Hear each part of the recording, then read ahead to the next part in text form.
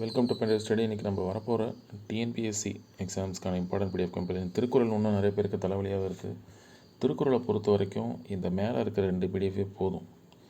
இது வரைக்கும் கேட்ட previous year question related to Thirukkural, சரிங்களா? 2020 2025 323 கொஸ்டின் இருக்குது.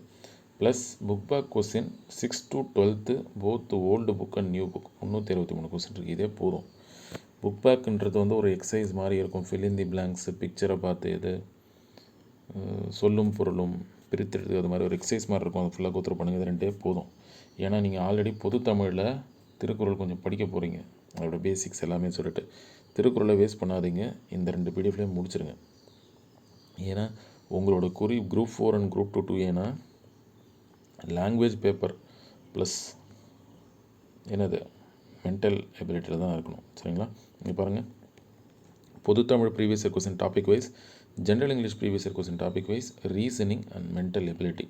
இதில் நீங்கள் கிளாரிட்டியாக இருந்து இதில் ஒரு 125க்கு 115 எனக்கு கிடச்சிரும் அப்படின்னா தான் நீங்கள் ஜென்ரல் ஸ்டடீஸ் பக்கமே போகணும். அப்போ திருக்குறளை நீங்கள் எங்கே வைக்கணும்னு நீங்கள் தான் முடிவு பண்ணணும். திருக்குறளை ஒரு இப்போ நான் ஒரு டெஸ்ட் சீரியஸ் பார்த்தேன். இதில் அவங்க பார்த்தீங்கன்னா டெய்லியும் திருக்குறள் டெஸ்ட் நடத்துகிறாங்க. அது மொத்தம் ஒரு 40 டெஸ்ட் இருக்குது. They have added that Thirukkural daily என்ன பண்ண போகிறாங்கன்னு தெரியல. சரி, ஓகே.